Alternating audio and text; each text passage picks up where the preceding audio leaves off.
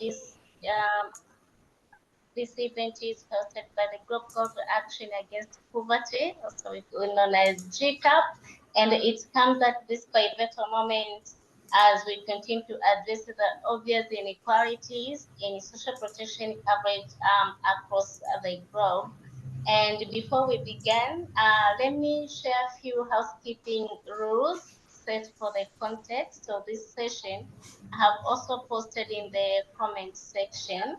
So we have interpretation, which are available in French, English, and Spanish to ensure inclusivity for all participants. So please select your preferred language using the interpretation icon within the bottom of your Zoom interface. So you can use that global icon to view the interpretation and choose. And secondly, this webinar is recorded, and the recording will be shared with other participants and the stakeholders to amplify the discussion, which all of us are going to discuss today, and the outcome. And thirdly, please feel free to engage actively. It is a discussion and a dialogue. Please share your insights. It can be in a question or comment in a question and answers section. And Ingo, if you are ready, please, if you can give this the housekeeping rules in French, and then it will be followed by Bivni, who will do in Spanish, and then we'll go direct to our session. Ingo. Okay, je voulais juste pardon, I'm still have. So, juste dire pour la traduction, il faut choisir le bouton en bas vers le droit. Je ne sais pas si c'est écrit traduction en français ou il faut choisir alors français. Et oui, c'est ça pour la traduction. J'espère que ça marche. So I only said for the interpretation, not the whole housekeeping. Maybe we can continue in Spanish because otherwise people will not. Okay, thanks. Yeah. Bivni, can you please help us to provide the rules in Spanish? Sí, claro. Buen día. Algunos detalles internos para establecer nuestro contexto de nuestra sesión. Los servicios de interpretación estarán disponibles en francés, inglés y español para garantizar la inclusión de todos los participantes. Pueden seleccionar su idioma preferido usando el icono de interpretación, icono global en su interfaz de Zoom. Este seminario web se está grabando y la grabación se compartirá con los participantes y partes interesadas para amplificar las discusiones y los resultados del evento de hoy. Y siéntanse libres de participar activamente compartiendo sus ideas. Pueden ser preguntas o comentarios en la sección de preguntas y respuestas. Gracias y bienvenidos.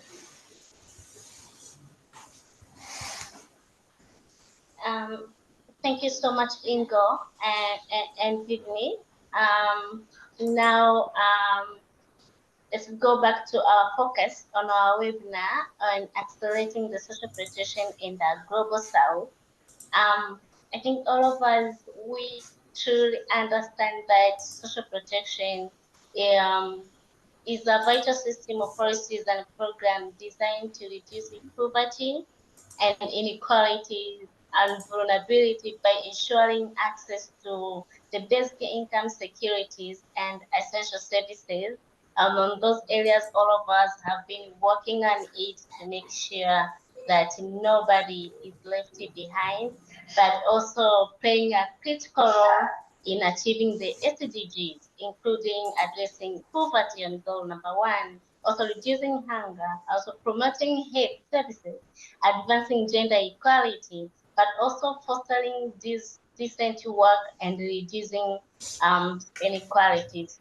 So today, in our discussion, we want to go further beyond this policy because social protection is not only a mere policy framework, but it is a lifeline millions of people across the globe. And we use social protection as a tool for resilience, but also a pathway towards achieving the Sustainable Development Goals.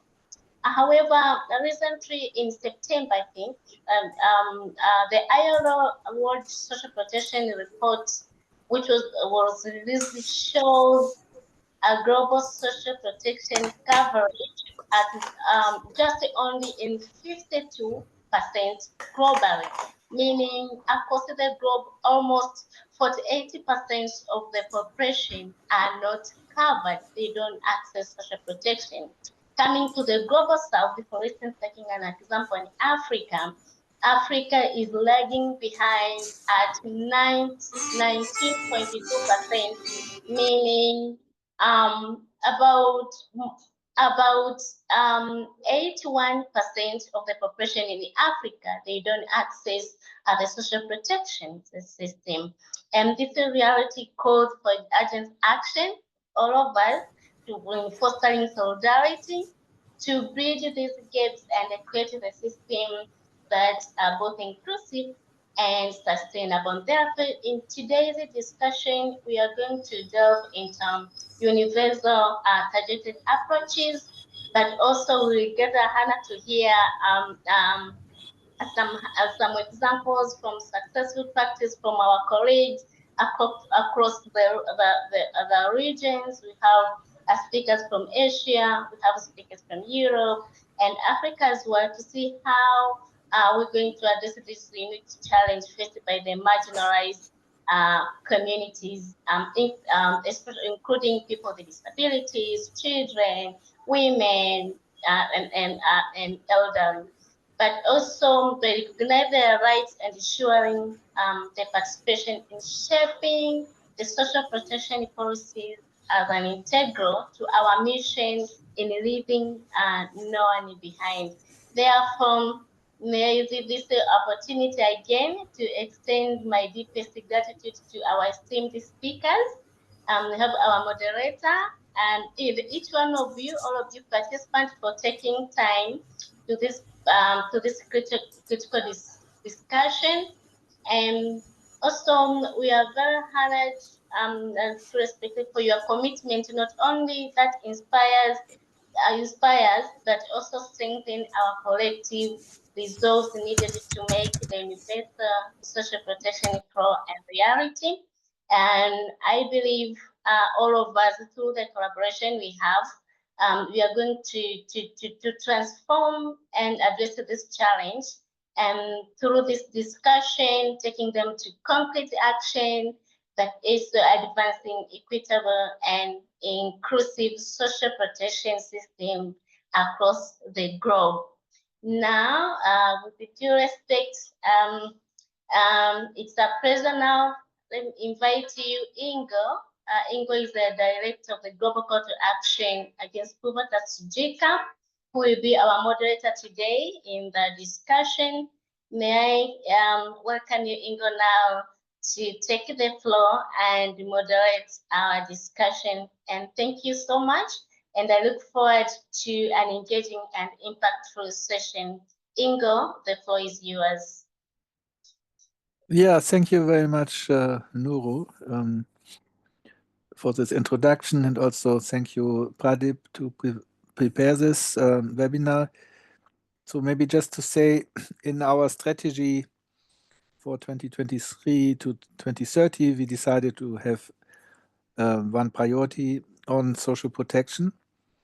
So we worked on social protection before, but we do it more intensively now, also as part of the Global Coalition for Social Protection Floors. So we just had a meeting recently in Johannesburg for the strategy planning. So this call comes very timely, also as preparation for 2025. So let me just give you a short overview on what we are hearing today. So I'm very grateful we have very interesting speakers and good speakers. So first we will hear from Sylvia Bialis, what are different elements of universal social protection floors. I will introduce the speakers when they come. Then we will have Isabel Frey, examples on universal social protection. We will have then Bhakta Biswakama on the state on social protection of communities discriminated by work and descent. So we go more to the different groups, even then to the local level in Pakistan, Mariam Amjad Khan on the work with informal female workers. And then again, coming back more to the global, but still with the national focus, the global accelerator on social protection and decent work, and especially the pathfinder countries in Asia. That's an interesting development. And then we will hear about GCAP's engagement on social protection from Padi Baisak. So we have a full agenda. Therefore, I would like to request everybody to keep her or his time. And it's good. We have quite a lot of time. So first, Sylvia will speak. Not only what are the different elements of universal social protection clause, but also universal versus targeted approach. I think it's an important point to learn or to understand.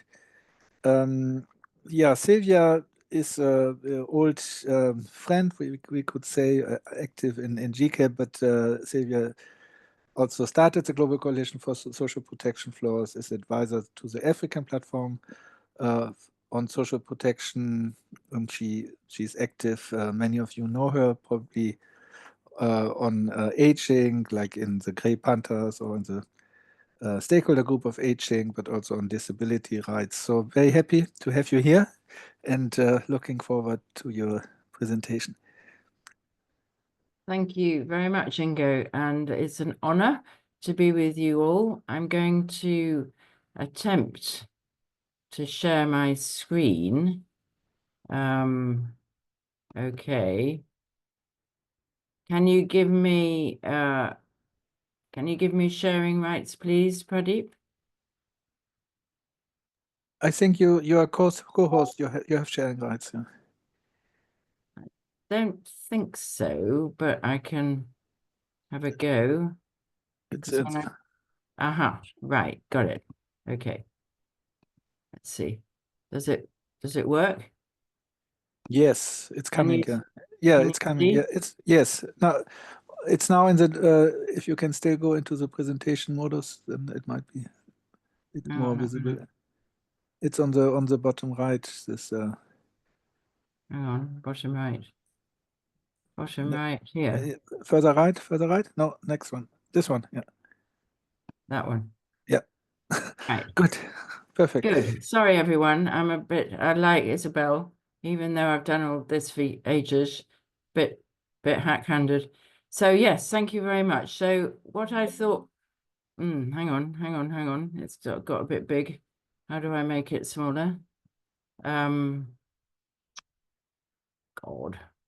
Sorry, everyone. How do I do this? Oh, you can just do escape. Escape.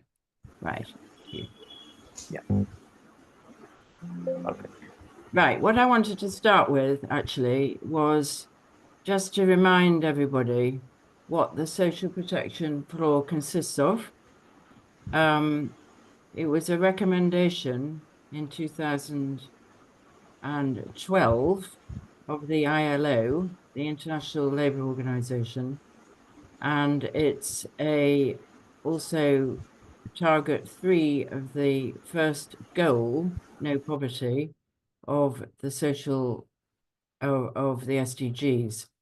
And it basically provides for 4 things, which is essential healthcare based on availability, accessibility, acceptability, and quality, basic income security for children to a defined minimal level, which should provide access to nutrition, education, and other goods and services, basic income security for people in active age who can't earn. sufficient income, especially in cases of sickness, unemployment, maternity, which is important. And the fourth element is basic income security for older persons.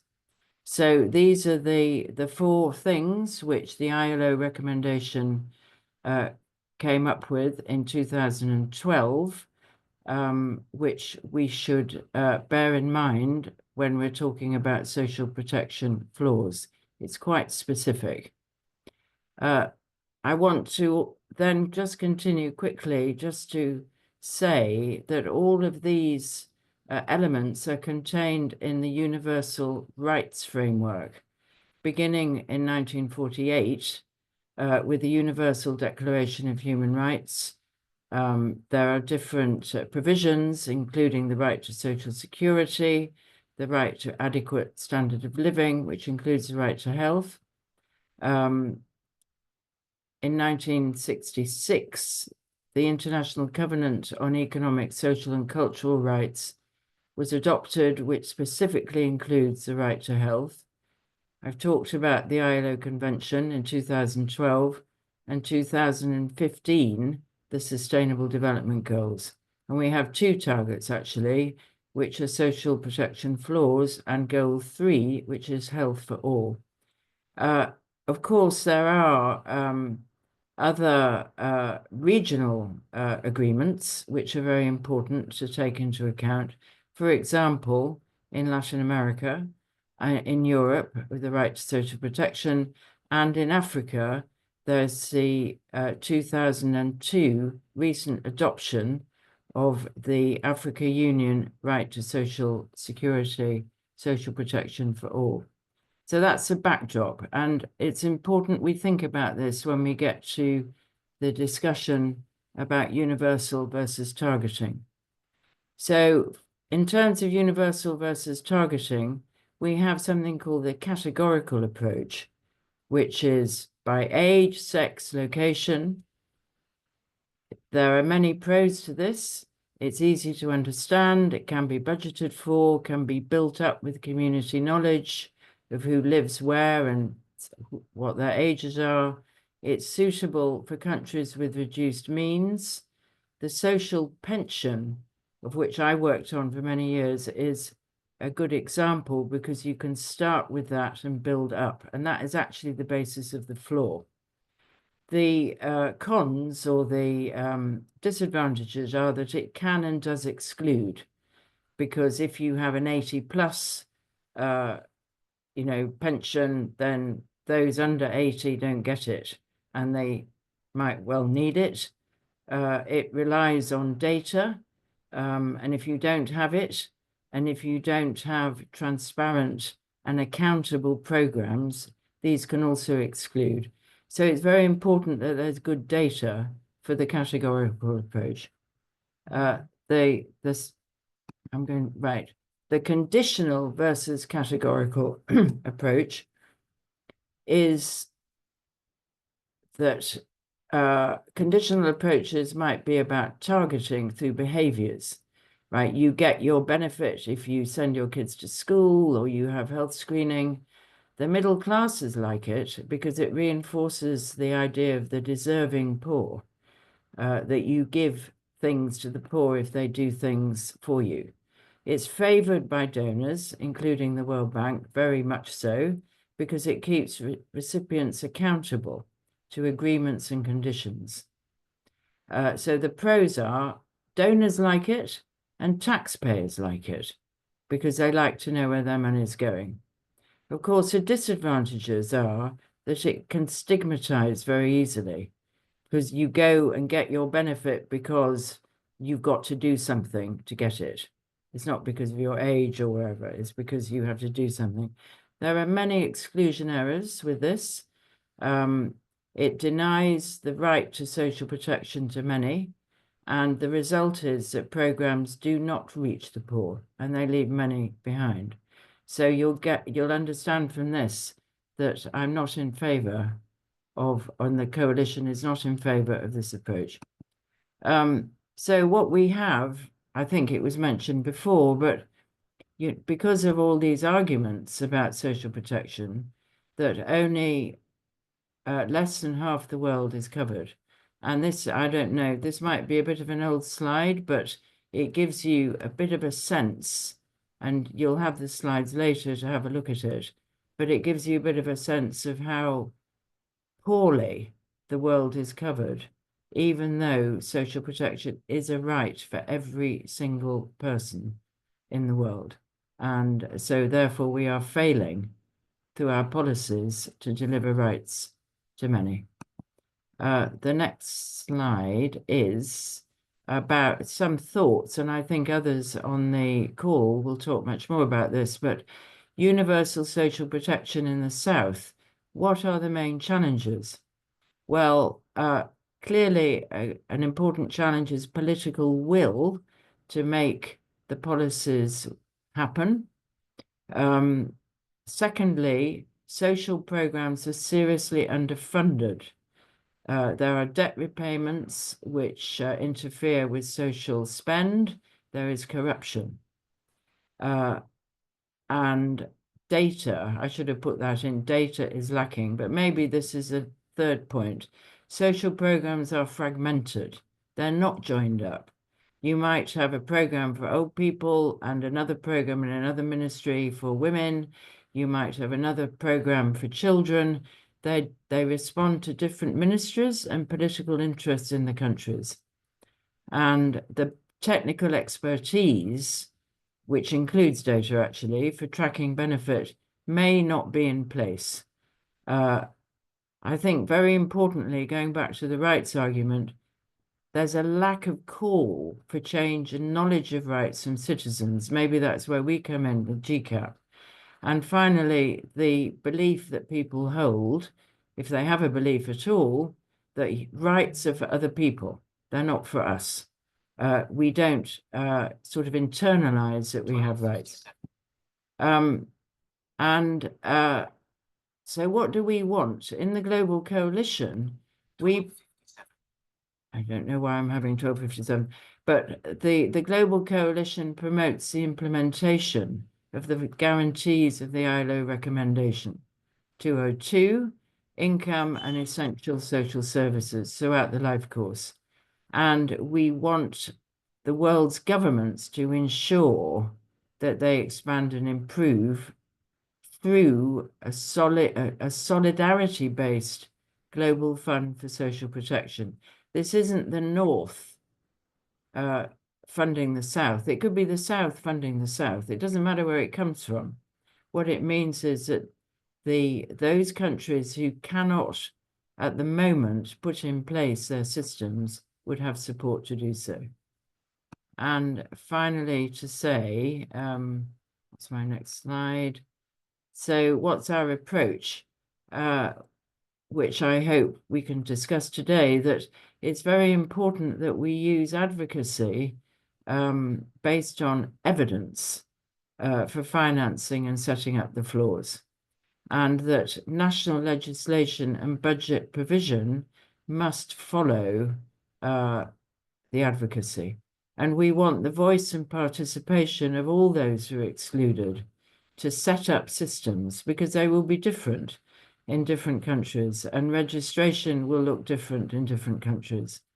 Partnerships are important between governments, clearly, but with UN organizations and with civil society organizations themselves.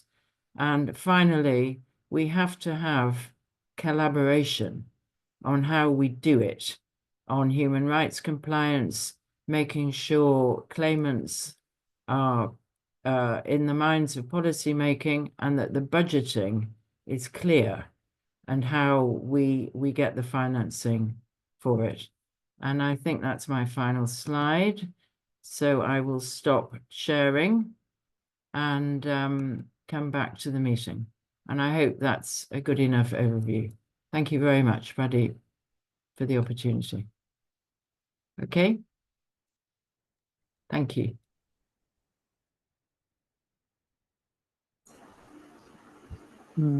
Thank you very much, Sylvia.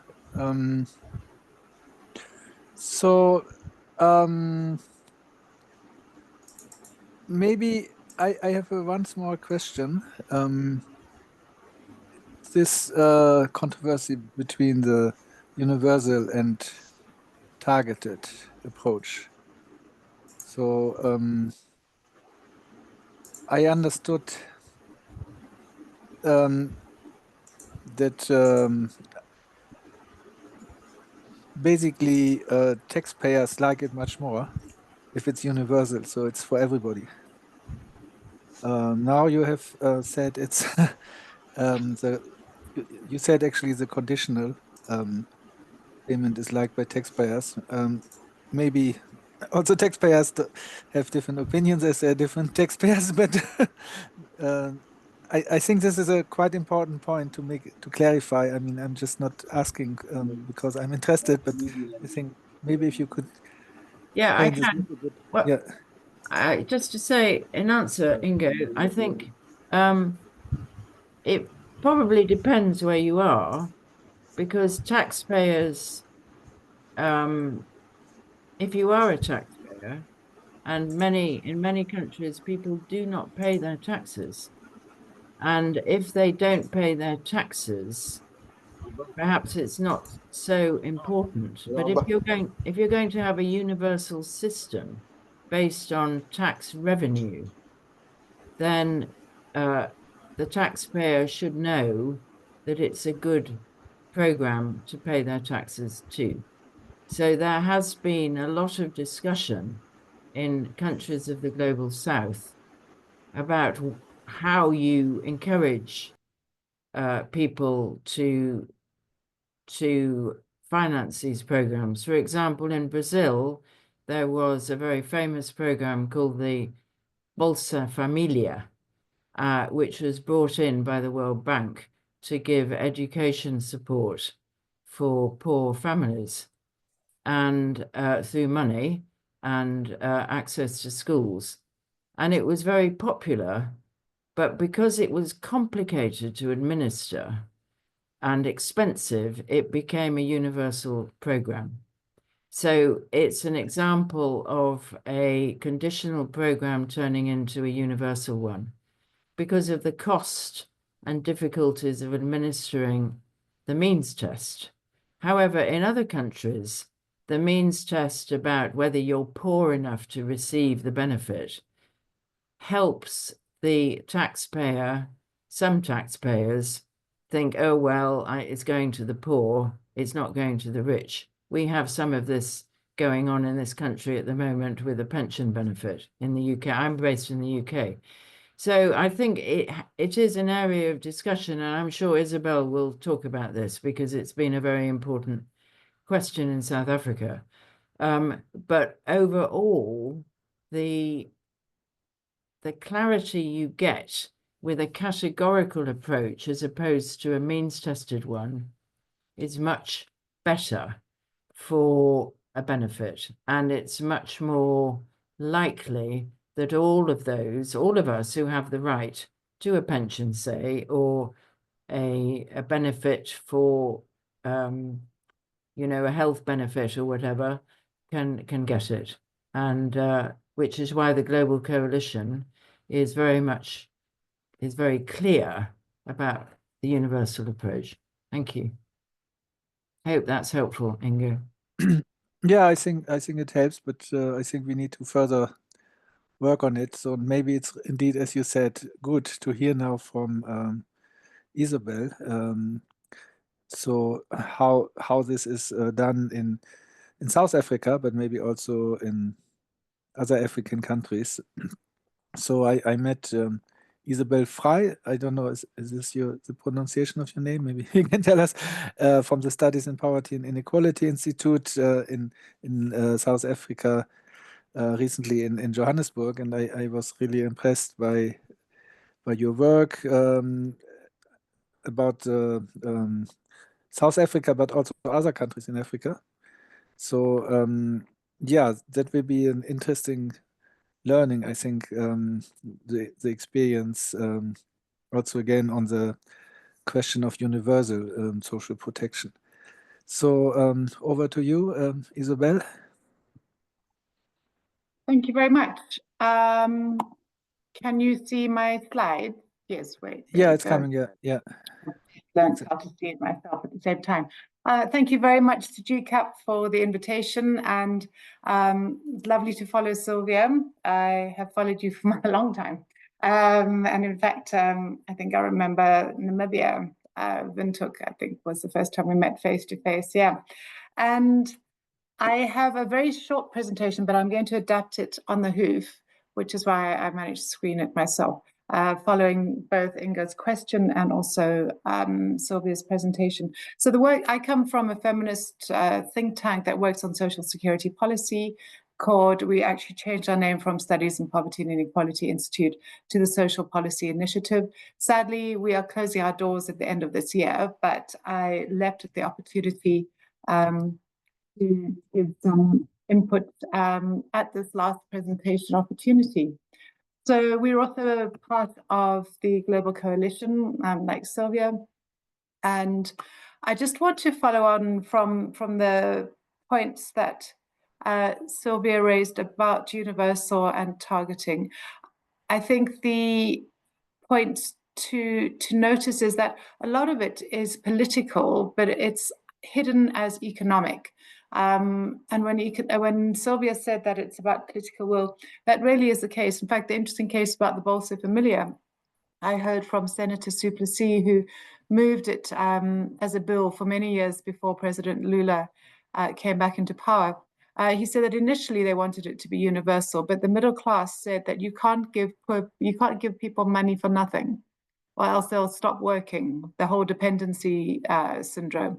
And so it was introduced as conditional. People had to earn it by doing things, which is deeply patronizing. It seems to suggest that poor people don't know that they should take their kids to school or take their kids to the clinic. And as such, conditional cash transfers have now, there's a movement away from them. But it's lovely to see the wheel coming to a full circle. So we are saying that it has really, those conditions have fallen away because of the cost and the challenge about administering them. But looking at universal schemes in Africa, most of the social cash transfers, the pure cash transfers, are in Southern Africa. But I didn't seek out to just do a SADC representation. But here we see that there are two examples of universal old age pensions. So the one is Namibia, which is universal to people over 60. And then Lesotho, which is universal to everybody over 70. Interestingly, Mauritius, which is one of the best welfare states in the South, has a kind of hybrid. So they have a categorical pension for people over 60 who have proved eligibility on residence, so people who've lived in Mauritius for at least 12 years prior to receipt of the grant, of the old age pension. They get it, but it is universal over 70. Mauritius invests a lot in social protection and education because they say they've got no minerals, no other resources, and humans, people, are their capital. And then again, in South Africa, we have an old age pension, which is means tested. And yet again, because of the high levels of poverty, but also inequality in South Africa, it's 70% of all older people are poor enough to meet the means test. And so it's received by 70% of all older people. Treasury, in our engagements with the National Treasury, they've agreed that the child support grant and the means test and the old age pension should become universal. So they're very clever. They say they don't disagree, but they're just not going to do it. So they sort of defeat our argument, saying they don't disagree, but they're still not yet done it. I'm going to show by comparison between those universal schemes a South African scheme which is means tested, and just to use this as an example of two big challenges on social grants, social assistance grants, and that is headcount, so availability, and also the value, the adequacy. Because this is an argument that many states use. They say, we can't make it universal because then we can't give enough in the transfer. But therein lies a question, but it's just really a good example to skill us in our appreciation of what we're talking about.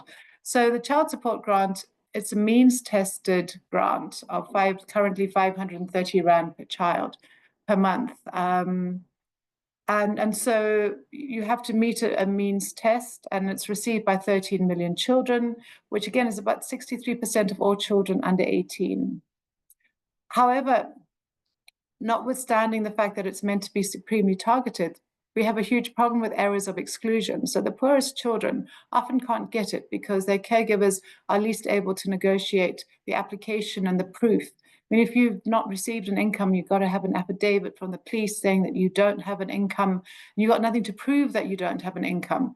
And so there's often a lot of corruption where officials take bribes in order to produce sort of the evidence required to prove eligibility. And then the second point is the value. So at the 530 Rand per child per month, that's only 68% of the food poverty line in South Africa, which is known as the extreme poverty line. And as a result of that, although 13 million children get it every month, we still have high levels of stunting due to malnutrition. So 30% of boy children under 5, 25% of girl children under 5 are still stunted as a result of malnutrition, notwithstanding receipt of this grant. And so that firstly talks to the lack of its value, but also the huge prevalence of poverty. And for most grown-ups, there is no other alternative to getting, as there are no cash grants for older people in general. And so the money that goes to the children is diluted among the whole household. I think I can come back to, if there's time, to talk about another cash grant which was introduced around COVID, which is for working age adults and the huge problems around that due to targeting.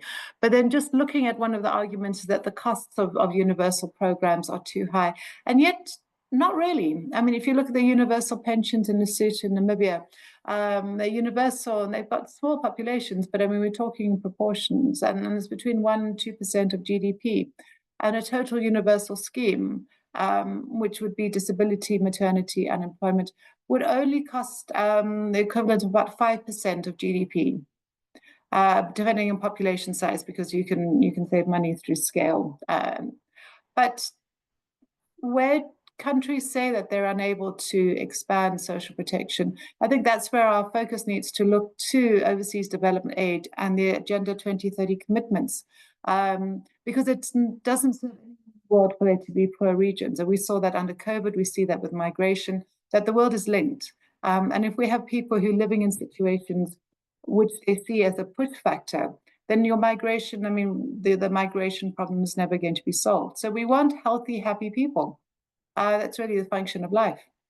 And so then just in closing here, and Sylvia again introduced this, but the benefits of universal scheme, I mean, firstly, they significantly reduce levels of poverty and inequality. They eradicate the stigma of poverty targeted assistance that Sylvia mentioned. There was a school down the road that had fee exemptions, which you apply for, and everyone said that's really great. But then I realized one day that there were a whole lot of parents before the school started lining up outside the headmaster's office. And I said, what's that for?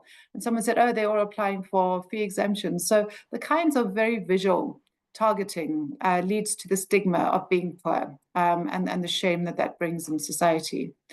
But universal schemes also promote economic growth because it's a flat platform of an economic stabilizer. There's sufficient spread. So during economic downtimes and climate crises, it prevents the crisis, the impact, from being as severe. As Sylvia said, the universal schemes are far simpler to administer. There also is a reduction in fraud because everyone knows they're entitled to the full benefit, as opposed to either having to prove eligibility or in South Africa, and I think in the UK as well, some of the benefits, you get certain levels according to your income. So there's that sliding scale. If people don't know what they're entitled to, you have the opportunity for corrupt officials to help themselves along the way. Universal schemes also promote the well-being of women, as more women are in receipt of the benefits, whether there is a caregivers or also in their own right.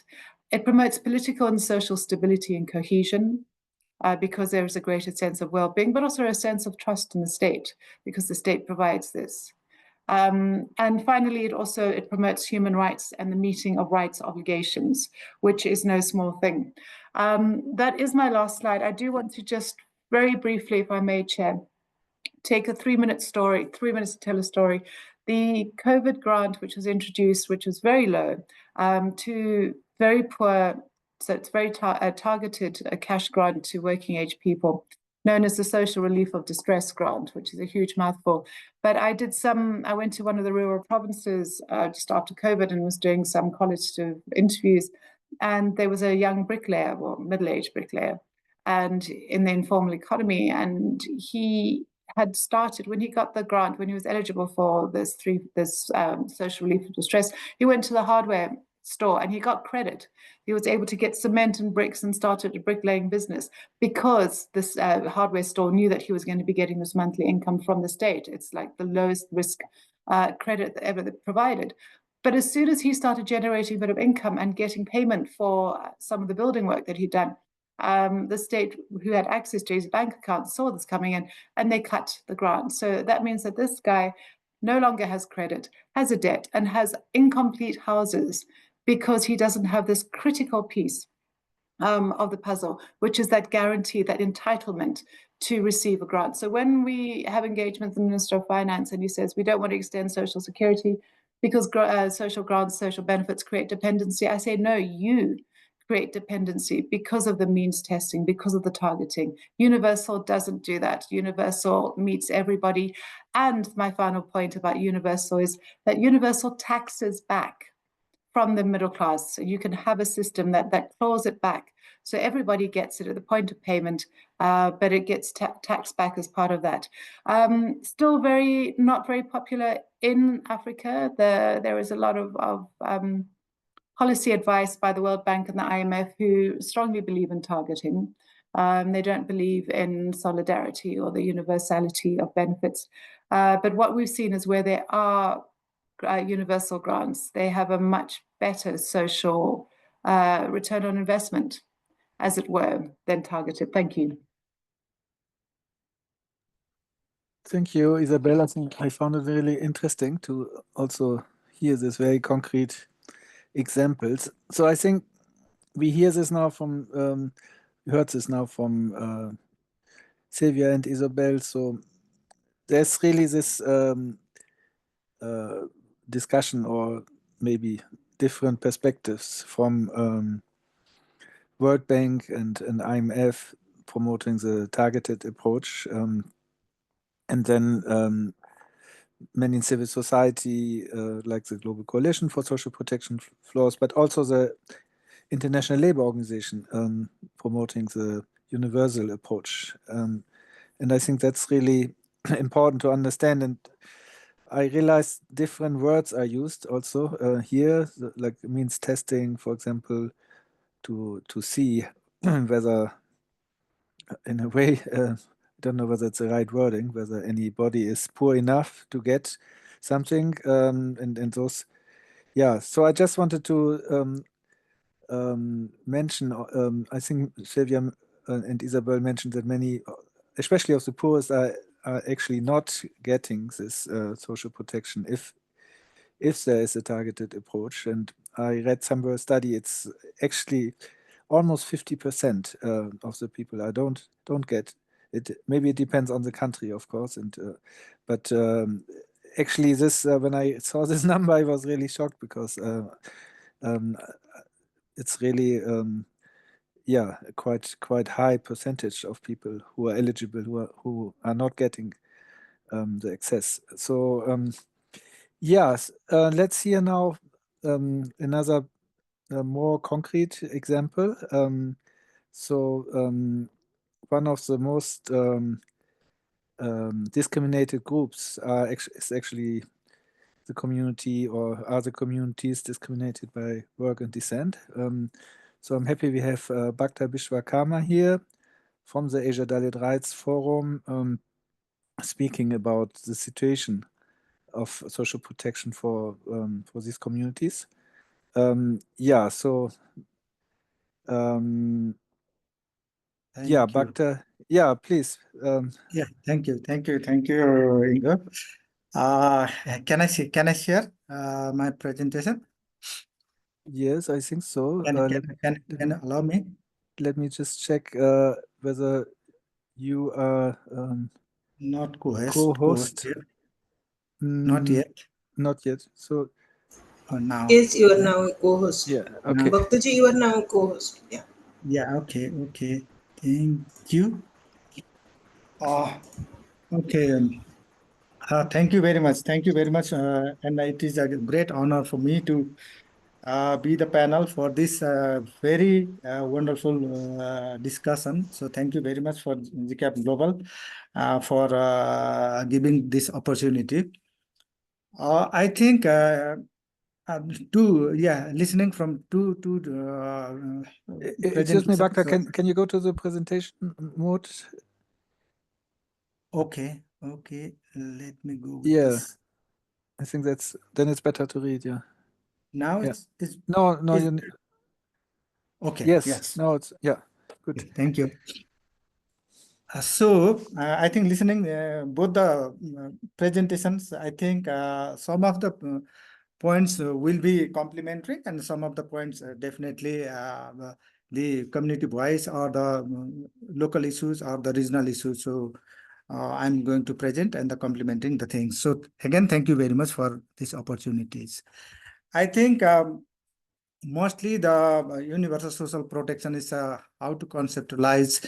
That is Sylvia also I presented our presentation because the social protection deals with the social security, social assistance, social insurance in terms of food, health, education, aiming to reduce deprivation risks and vulnerability. This is the I think mostly the universal social protection has been introduced in each country or globally because of this addressing those type of things. And presence of social protection can maintain social cohesion and they can prevent irreversible losses of human capital. So that is also, I think, Isabella also presented. So I'm not going to present all the things because this is the UDHR and ESCR and ILO because she also presented. So this is the repetition of this, the conceptualizing this universal social protection. But establishing a national social protection floor that guarantees a basic level of social security for everyone in need. So that is the each countries need to trickle down all these universal provisions into the national provision. That is, I think we need to work on that and ensuring higher level of protection for many people as possible. So it's if it is a, I mean, now we are discussing whether it should be the universal or targeted. That is the still we need to discuss more on that because there are different thoughts. One definitely the universal and the targeted as well because of this based on the countries and the situation and the poverty and the GDP. I mean, there are a lot of determining factors to determining this whether it should be universal or the targeted. But definitely the being the most marginalized community. So I think the DWD community, Dalit communities, I think they also always support the universalities, but also need to have some focus. Otherwise, it is very hard to reach those most marginalized people and unreached people. So that is always there. We can discuss. But the issues and concerns like economic justice, because I have already talked about the GDP or the economic status of the countries, because economic justice to marginalized people has become remote because the state mechanism is not responsive to good governance, human rights, and the democratic practices. I mean, this is economic justice is not still justifiable or justiciable for the most marginalized communities. So I think we need to talk about the human rights base or good governance base or the accessible to or democratic base for those communities. So for that, so establishing or establishment of state mechanism to ensure access to economic justice, good governance, human rights, democratic practice for proper representations, that is another crucial issues for the most marginalized peoples. And definitely the welfare scheme have been established as an agenda of each nation. However, principle of USP still lack proper implementation. So a previous speaker also talked about the implementations. Definitely the provision are still lacking, mechanism are still lacking, institutions are still lacking, but the whatever provision are there, but the implementation is not effective enough in each state or and the different countries. So politics, definitely the politics of data. So political will is one thing, and also the politics on the data is another thing. So data in each countries, including lack of disaggregated data, has played vital role to make welfare scheme inaccessible because there are lack of disaggregated data, especially for the universal social protection. I think we are struggling. Each countries or many countries are struggling for the having this disaggregated data. So I think we need to have that issue, another issues. And health insurance, maternity allowance, food security, and allowances to elderly people, social security fund should hope to people. However, there are still lack efficient, effective, and capable mechanism in many countries. I think that also need to be strengthened. And if you go with the Nepal, like my countries, the Constitution of Nepal, 2015, recognized social security as a right to all citizens in Article 43. The 15th National Development Plan sets the goal to make social security and protection sustainable, universal, and accessible for the implementation of civil rights and the strengthen the trust of citizens towards the state. I mean, that is the Constitution itself has a very clear provision on social securities, which is great. And also the periodic development plan also envision this social security plan, but there are a lot of gap in implementation. Similar provision, but other countries like in Asia Dalit Rights Forum, which I am representing, in these South Asian countries, mostly the Asian countries. So I think there are a number of countries need to have this type of constitutional and legislative provision, which is lacking. And we have done a very quick, small survey during our implementation of the projects, and that highlights something, so which I can present here, not detail, but the very small things, like a survey conducted in the Asian countries as the universal social coverage related information among communities discriminated work and descent. So that's 450 CDWDs community respondent, including 150 each were surveyed from Nepal, India, and Bangladesh, respectively. The schemes that have been considered for the survey are as follows. Like India, I think we have gone through the Ayushman Bharat health insurance schemes, and Nepal health insurance enrollment, Bangladesh maternity allowances, and the survey were conducted in India, Bihar. I think this, I'm not going to detail it out, but in Nepal, in different parts. So I think this highlighted like a Nepal.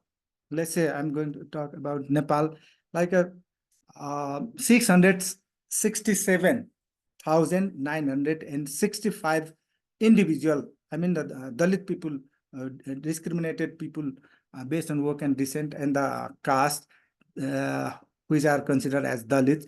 And this number has been benefited from some level of health insurance enrollment. According to this data, family is 218,200 37 family and the 667,965 individual insured for this health coverage. So while they are going to renew for next year, it is decreasing because only the 40% population they have insured again or renewed this their insurance, and the 52% the family. So that means first, due to the various intervention and advocacy and lobby with the different stakeholders, they enroll, but the continuation of this enrollment is not there. So Dalits are less enrolled compared to other, because Dalits definitely that they are economically poor and socially backward. So I think they have a lack of information. So I think less Dalit people, individual enroll in this mechanism in this system. Level of awareness Dalit people has also effect for lesser enrollment, definitely. A plan set ambition, target, and achievement its goal, including covering 60% of the population with basic social protection scheme allocation of 30.7%, that is in Nepal. So of national budget for social protection by fiscal year 2023 and 24. So I mean, there's a very small budget, 13.7% has been allocated for that. So overall, I think 27% population people have this access on the social protection, especially the health insurance in Nepal. Same like in Bhakta, I'm sorry, because of the other speakers, can you come to an end soon? Yeah. Okay. Okay, the same like Bangladesh. Bangladesh also has some provision, and I think accessibility, because I'm not going to talk detail on that. So accessibility of this social protection is 57%. So there are few, but still if you go with the Dalit people and marginalized people, DW people is less. And the same like in India is a 55% access in different schemes, especially the Ayushman Bharat health insurance and schemes, and there are other schemes as well. So which I am not going to talk detail, but at least there are some accessibility, but limited. One, I think Sylvia also presented somehow, and also another speaker.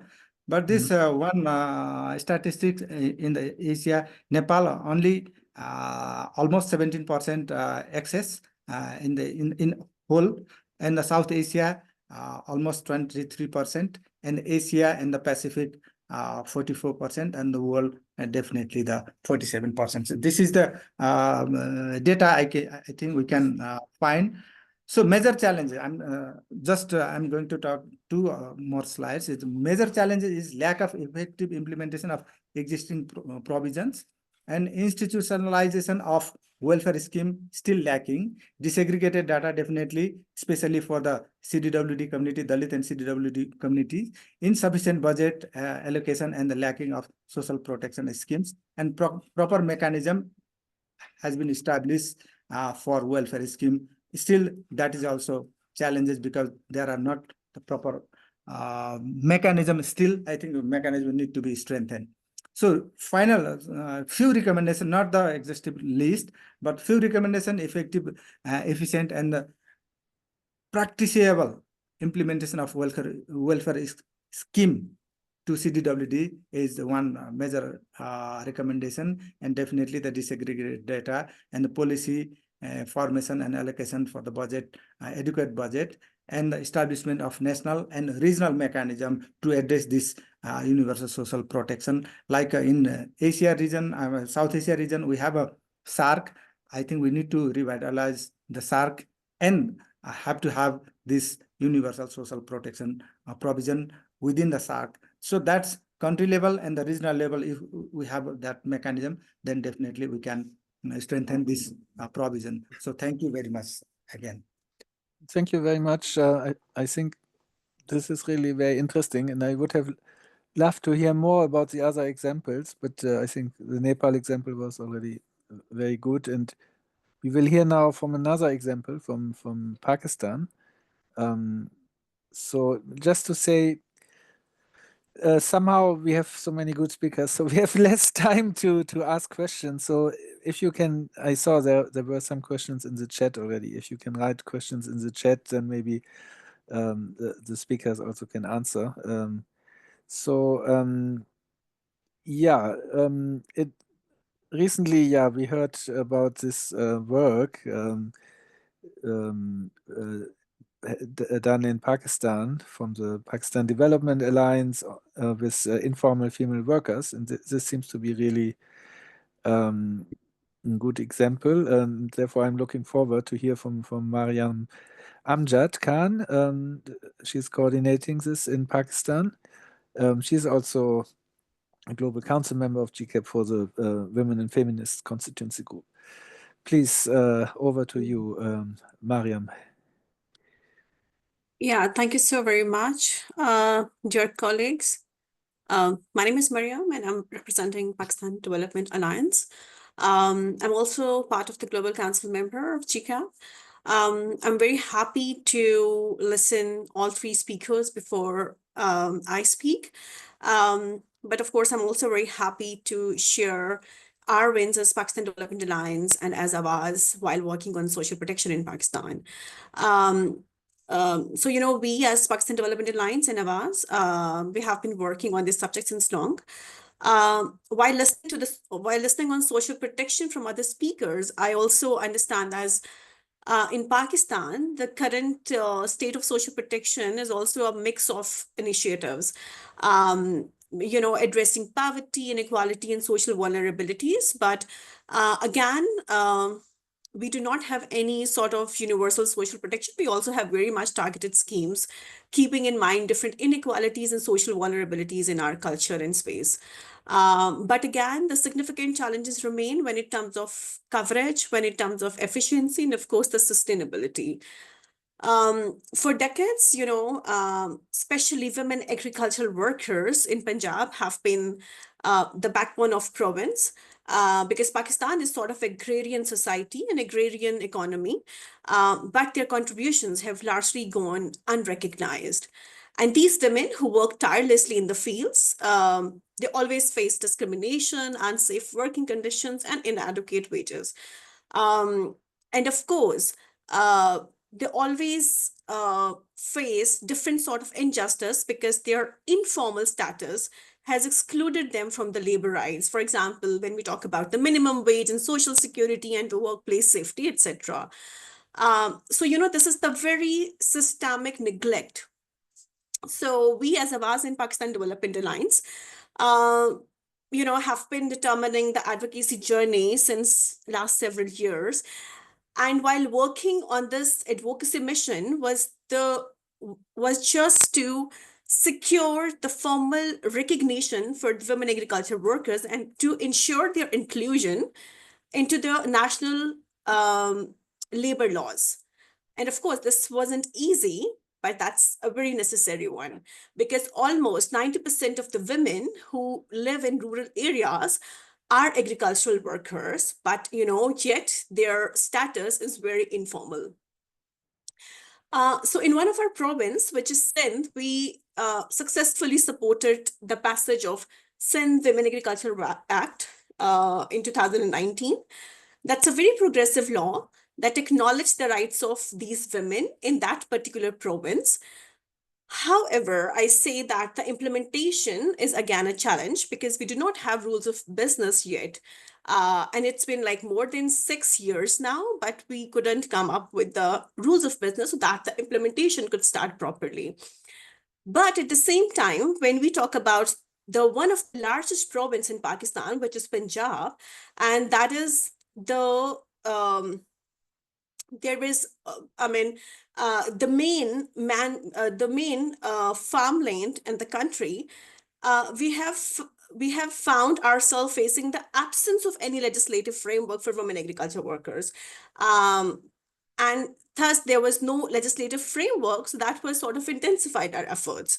So our approach to come up with the legislative framework was very multifaceted.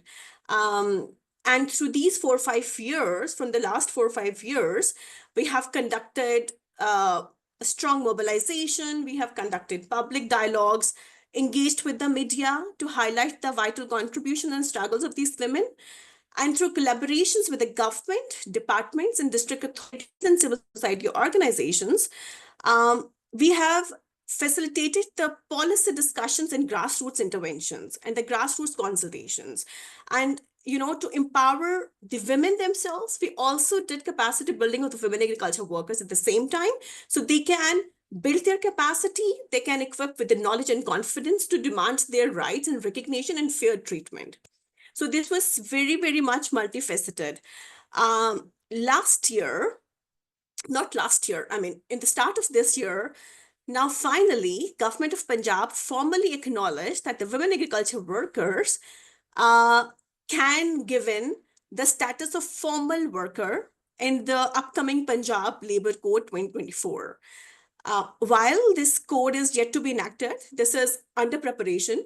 But since we have worked with them so much and we have sort of made them realize that this sector cannot be left behind under this Punjab Labour Code policy. So this recognition is a very monumental step forward. And it opens the doors for these workers to assess the social security, minimum wage, and workplace safety measures, and especially benefits like maternity leaves. So this journey has taught us that, advocacy is a marathon. While we celebrate this progress, of course, there are so many challenges. The Labour Code must be officially enacted, which are, we are hopeful that it will be enacted this year, hopefully. And effective implementation mechanism needs to be established after that, definitely. But, many women are still unaware of their newly recognized rights and their continued outreach and education efforts. While I was listening the discussion on the sort of the targeted schemes and the universal schemes or the universal social protection, so I completely agree that this universal social protection sort of creates a foundation for social justice. And when there is no universal social protection floors, we cannot see the social justice and economic stability. So I think that universal schemes always ensures dignity and equity and sustainable development in countries. So we can only wish that, universal system provides a stronger and more reliable safety net for all across the world. Thank you. Thank you very much, and congratulations to this success. So, and as you said, it's a marathon, so it's also it needs to be implemented. Can you give us an idea how many informal female workers are there in Punjab, or just roughly? I mean, Punjab is one of the largest province in the country. And, most of the rural area, which is almost more than 70% of Punjab is rural. So almost every other woman is contributing and working in the field. So you can imagine the scope. So it's huge. Yeah, it must be maybe tens of millions. Or Yes. yeah. Okay, good. Thanks a lot. Thank you. Good. Let's move forward. We move now from South Asia. I understand Sanioto Bismo. Are you in Cambodia? Is that right? Indonesia. Sorry, sorry, I Yeah. misunderstood. Yeah. So, but at least we moved to Southeast Asia. Yeah. So you're from, and again, I don't know how to pronounce Inspire. Is this right? Yeah, Inspire. Maybe you I can will explain a bit about Inspire, and so because there's a global accelerator for jobs and social protection, which was initiated by the Secretary General of the UN, and basically saying first of all, we need many new jobs, but also there are about 4 billion people in the world without any access to social protection. And so the Global Accelerator is actually working now with pathfinder countries around the world. And I think you will explain a bit about how is this working in India and especially how civil society is involved in that. Please go ahead. Yeah. Thank you, Ingo. So thank you for having me. Let me share my presentation. Wait. It's not yet coming. Maybe you need to share again. Yeah, sometimes with Zoom a bit difficult. Yeah. Okay. Can you I think see it's coming now. Yes. Okay. Yes. Yeah. Please. Okay. So just to introduce, I'm Bismo, coordinator for Inspire Asia.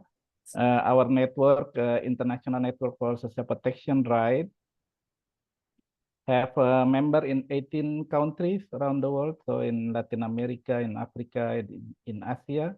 So in Can Asia, you also, we have. sorry, can you go to the presentation modus? Oh, yeah. Yeah, thank you. In Asia, we have a member in 6 countries. So Indonesia, Philippines, Cambodia, Nepal, Bangladesh, and India. So what I want to present you is the Global Accelerator in Asia. We organized the Asia meeting for our members in the pathfinder country, so Indonesia, Philippines, Cambodia, and Nepal. Already 2 times. First time in April in Jakarta, Indonesia, and second one is in Nepal in September. So we invite our members is composed of trade union confederation and CSO, civil society organization. So we already did this 2 times, and we plan to do the 3rd time in Cambodia by 2nd week of February next year. For introduction, the Global Accelerator on Job and Social Protection, like Ingo said, is initiated by UN Secretary General in 2021. The objective is to bring together member states, international financial institutions, social partners, civil society, private sector, to help create 400 million decent jobs. I underline this objective, 400 million decent jobs, including in the green, digital, and care economies, and to extend social protection coverage to 4 billion people. It's very ambitious objective of the Global Accelerator. And at the core of the Global Accelerator is the promotion of more inclusive model of development based on the idea that economic development cannot be sustained without social progress. Why accelerator? Thought is to support the country after COVID-19, to have to support, to promote universal social protection at the heart of development. And just to quote one of the study on multiplier effect on social protection, which says that for each extra dollar invested in social protection, the economic output raised by $1.52 after 2.5 years. If you read the first year report, progress report of the UN Global Accelerator, there is, I quote, only 12% of SDG target are on track for 2030. So this is in this field of decent work, social protection, and just transition. So only 12%. I think this is to say that this is actually a failure, a big fail. And they call it themselves in the report that the GA is a rescue plan to save the SDG 2030.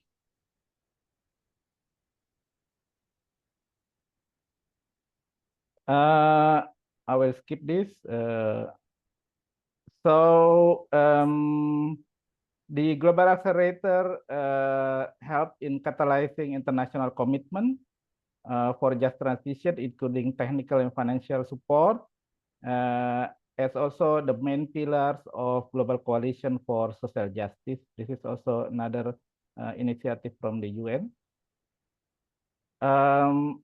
And in Asia, there are 5 pathfinder countries so far.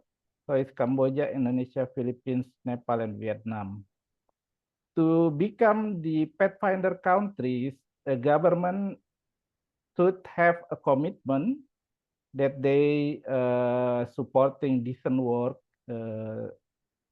expanding social protection and just transition. But this is really contradictory. Like Cambodia last year have double note from the ILO, which means that there is a serious violation of ILO fundamental principle and right at work. And as you know, Indonesia also last year in the short list of case in the ILO. Philippines is one of the most dangerous country for a trade union. So this is in contradictory, because if the country wants to be a pathfinder country, then they have to have a commitment on that. But yeah, so even ILO cannot answer this. At the global level, this is the structure. At the global level, there is what they call a steering group. So it's composed of pathfinder country government, the leading ministry, social partner, development bank, World Bank, some donors like from Germany, and civil society, and ITUC, the International Trade Union Confederation. The steering group just established last February 2024. And then this is the most important at the national level. So for pathfinder country that I mentioned, so Indonesia, Philippines, Cambodia, Vietnam, and Nepal, they need to set up a national steering committee, which compose also social partners, which is the trade union and civil society.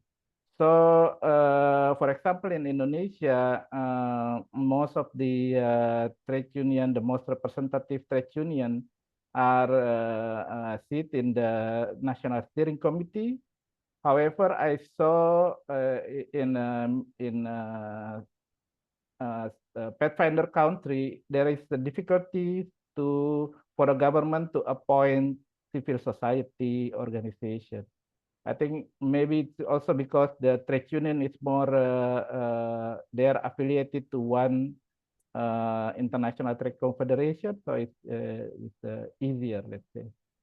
So in many countries, or in most countries, there is a lack of genuine participation of trade union and civil society in the National Steering Committee. I think we need to work more on this issue. This is the structure of the global accelerator. So you have a UN agency in most countries led by the ILO. And every country have their own leading ministry. For example, in Indonesia, it's the labor ministry. In Cambodia, is finance minister. In Philippines, is labor minister. Also in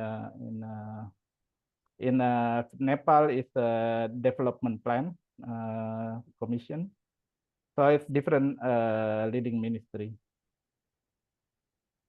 So I want to highlight this a little bit about financing the Global Accelerator.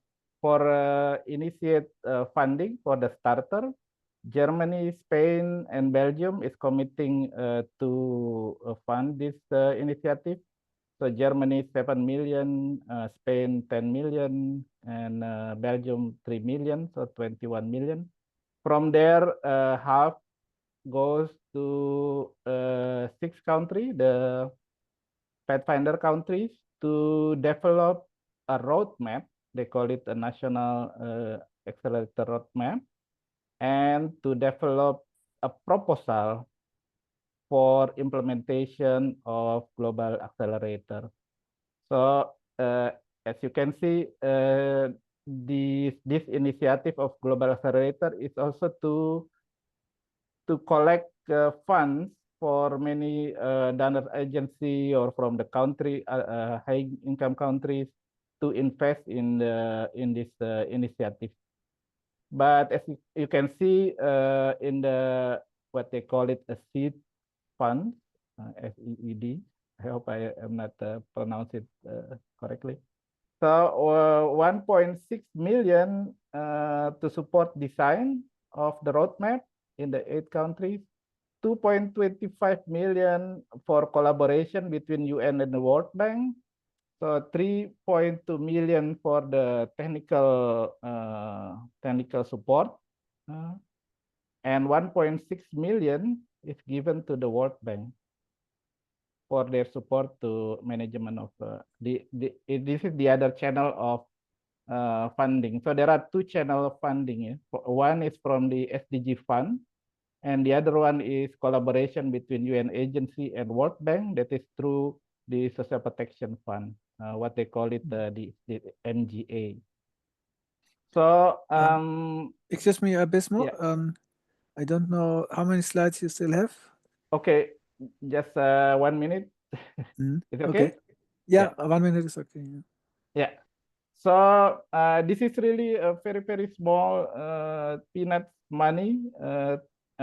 So the government are ready to, they now submitted all the proposal, and if there is a fund, then they can start from January 2025. But this is really, I mean, in the 6 years, 2030, with this small money, they want to create 400 million decent job and 4 billion social protection coverage. So this is just so okay, I will yeah, so you can see in maybe later on I share my presentation. I have a explanation for each country, like Cambodia, Nepal, Philippines, Indonesia, and I think for the way forward in our workshop, we have some recommendation or yeah, a conclusion, like we know that Cambodia and Indonesia will begin implementation of Global Accelerator. One concrete initiative, loss and damage fund, we propose to be also allocated for this initiative. Concrete partnership will be developed at least 2 global policy initiatives, Global Coalition on Social Justice and USP 2030. And we have the right as civil society and trade union to have to access the technical assistance from the TSF for this Global Accelerator. And as I said, we will also organize the 3rd meeting on the 2nd week of February in Phnom Penh, Cambodia. Thank you very much, Ingo, for having me. Thank you very much. I think that's very interesting and important. I mean, even as you say, these amounts are very small still, but basically the idea of the Secretary General is really much bigger. And I think earlier Sylvia mentioned the solidarity-based global fund. I think this will be interesting for the colleagues in Asia. I just saw that also Pakistan became a pathfinder country. So I think there's quite some GCAP coalitions in Asia in pathfinder countries that will be interesting to also to see with you. Let me say, I mean, we didn't mention it. There's a World Social Summit next year in November in Qatar, and actually my hope is that basically governments will agree that actually each country needs to have a roadmap, not only the pathfinder countries, how to achieve universal social protection in a certain time frame. So the actually target is 2030. I guess it will be a bit short until 2030, but maybe a time frame of 10 years could be could be possible to actually to achieve social protection. But of course, the funding is an important part of it. So I'm sorry we cannot take the question now because we are actually at the end, and I think we should give Pradeep at least some minutes to present. Maybe Sylvia, if you can write your question also, or your comment, whatever you have in the chat would be nice. And then if Pradeep can share briefly about the GCAP work. So Pradeep Baisakhi is the Asia coordinator of GCAP, but he's also leading our project we have at the moment on social protection. It's a global project, but the big majority is in Asia. So, but it's actually part of our global work in general. So, yeah, please, Pradeep. Yeah, and I request people, as we are at the end of the 1 hour and a half, which are already quite long, if you can stay at least for a few more minutes. I hope it's fine for the interpreters. Thank you. Okay, thanks. No, I'll try to be short. So look, this is something which Ingo started already. It's already in our strategy paper, the thrust on social protection and universal health coverage. I'm sorry, is part of our strategy and overarching global justice. And we do not see also our work on social protection in isolation. The other elements which are interlinked, definitely. The issue of debt justice, tax justice, climate justice, and all. So in last year in General Assembly of GCAP, we reiterated our commitment to focus our work on social protection as one of our priorities.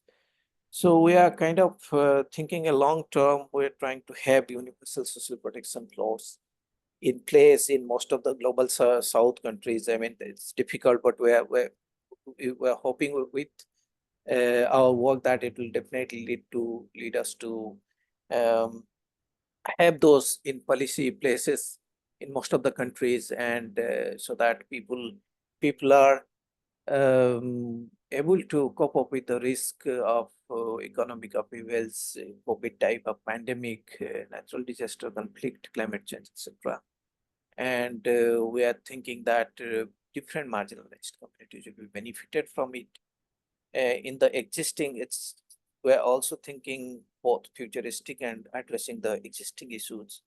The existing schemes, there are issues of several gaps in implementation, including deficit in financing the budgeting part, exclusion error, that's something we have been hearing, and structural issues about implementation of policies and all will be addressed.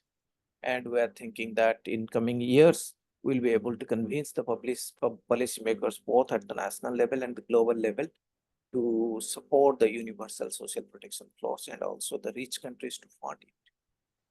So for us, it's mostly concentrating our work in Global South with some intense work in Asia. And in our intense work, we're actually trying to ground some, we have chosen some geographical areas in 6 countries in Asia, where we're doing really intense work at the ground level to helping the communities, train them, and so that they access the existing schemes, and eventually that will lead to the universalization. So activities, different forms of activities that we are undertaking, research and evidence will have, we're already doing some, each country we are doing 2 papers in Asian countries, and globally also we'll have a paper that will calibrate the existing state of social protection and how far are the countries from the universal state of universal social protection. That's the gap which we'll try to identify in the papers, which will help us in advocacy. As you know, GCAP is always strong in mobilization. People's Assembly is our flagship scheme, flagship event that we do, and we do a lot of stars, physical mobilization now. We're doing training, as I told at the grassroots community level.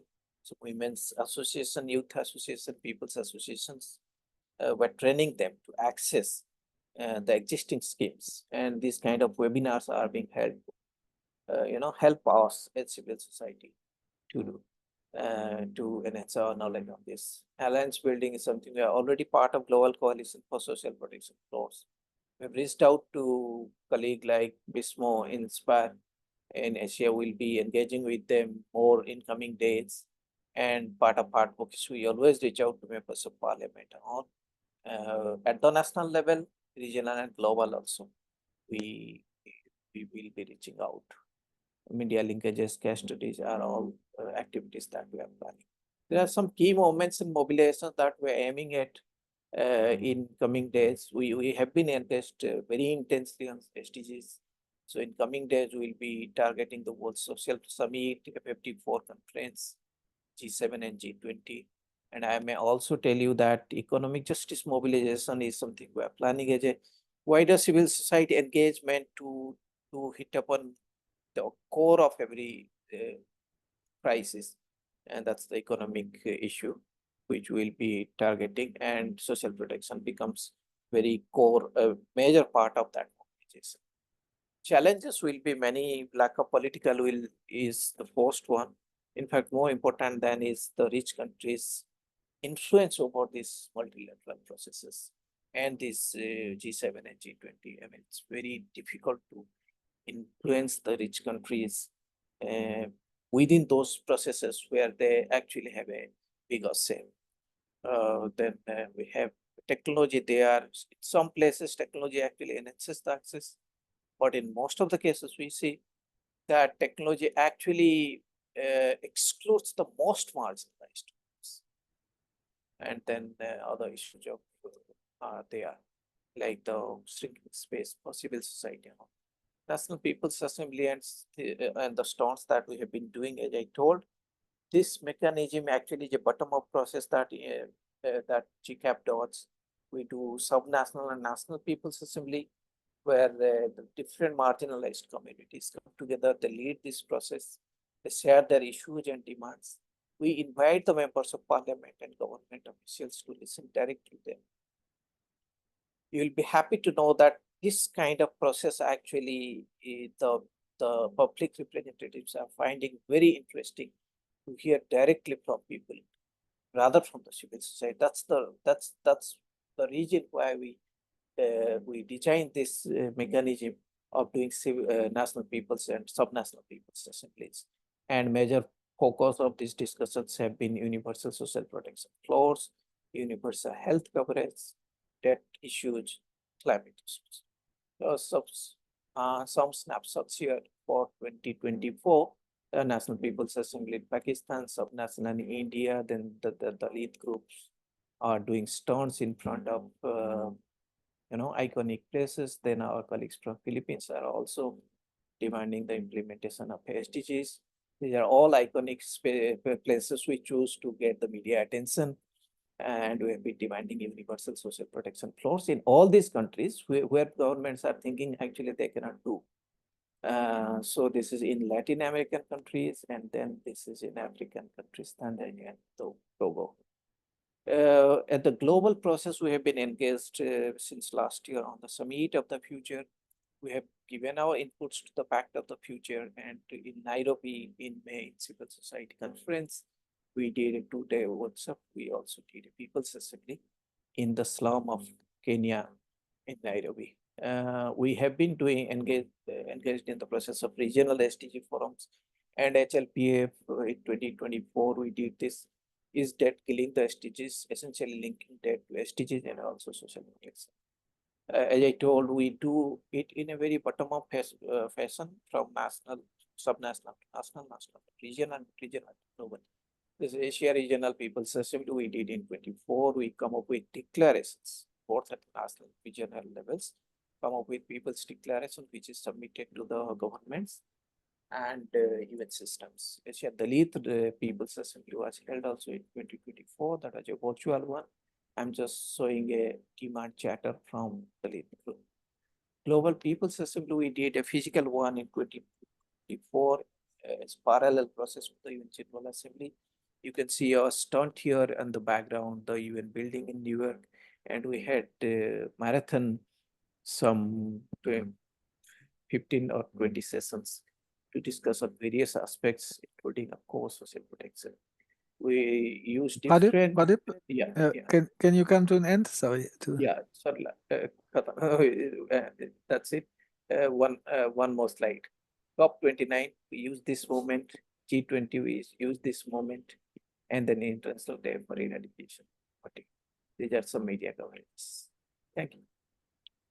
Yeah, thank you very much. I think it's good to see some of these actions and activities. Yeah, because we believe it's really this mixture of research, working with communities at the grassroots level, linking with the national policy advocacy processes, and also with mobilization at national, and then to connect with the global processes. So I think this webinar was one step to help or to contribute to this. Thanks for sharing also the presentation. I think we have different presentations today. Unfortunately, I believe we don't really have time for questions or comments. Please, as long as we are here, you can still write in the chat. I mean, we heard mainly now from Africa and Asia, so I would be happy if we can have some closing remarks from Latin America. We have our global co-chair, Georgina Munoz from Nicaragua. If you can, just tell us some closing remarks before we end this webinar. Sí. ¿Se escucha So, para la traducción? ¿Sí? Sorry, just one. Yeah, if you don't have chosen the interpretation, you need to, and you don't know Spanish, you need to choose then either English or French. Yeah, please. Sí. Sí, bueno, un saludo a todas y todos. Creo que ha sido un éxito este webinar. Hemos aprendido mucho de Asia, África, Europa, y ahora un poco me gustaría sumar algo de Latinoamérica. Me parece que nosotros estamos, Latinoamérica y el Caribe, haciendo una labor de incidencia en el tema de protección social para que el cuidado sea un nuevo pilar dentro de las políticas de protección social, porque hay cantidad de personas adultas mayores y también la labor de las mujeres en los hogares están desarrollando un cuidado de adultos, de niños, que no es visible. Y eso tiene un número, tiene un aporte económico y también requiere de una remuneración económica. Es parte de la demanda del trabajo no remunerado en Latinoamérica y el Caribe, lo que nosotros llamamos la economía del cuidado. Y también esto recae sobre todo en un 70% sobre las mujeres. En ese sentido, quisiera también plantear que coincidimos con lo que se ha planteado de la situación del desempleo, el problema que hay de la presión que recae sobre las mujeres en el mundo y que no es reconocido en todo este tema de protección social. Y también dentro del mismo concepto de protección social, los grandes vacíos que tenemos en salud, en educación y en lo que nosotros llamamos seguridad social. Post pandemia se debatió mucho sobre este tema y creo que debemos de continuar desde el GCAP global haciendo evidencia la importancia que tiene este tema, porque de repente los gobiernos, las políticas nacionales se olvidan y hay mucha desigualdad en cuanto a protección social a nivel mundial. Creo que eso lo reflejan todas las exposiciones que ustedes están haciendo, pero también se observa en las presentaciones que hacían los ponentes que hay un avance en las propuestas que están haciendo la sociedad civil para que haya un beneficio en protección social más amplio. Esto está vinculado casi en todas las exposiciones, escuché, que tiene que ver con el financiamiento. El problema que el GCAP está manejando también de la justicia económica a nivel mundial. Necesitamos más recursos financieros para poder cubrir todas estas demandas ciudadanas en el marco de protección social. Es un gran esfuerzo, gracias Pradip, gracias a los ponentes, gracias a los participantes y a la Secretaría Global del GCAP que está llevando adelante esta discusión y que también en Latinoamérica y el Caribe, quizás el próximo año, lo vamos a llevar con mayor beligerancia. Gracias.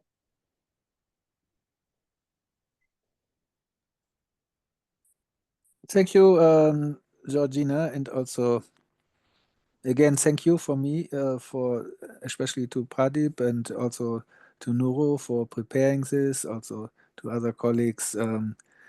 Of course, thank you to the speakers. I think we had really very good, interesting speakers. And I think we will be in contact with the speakers, but also with participants.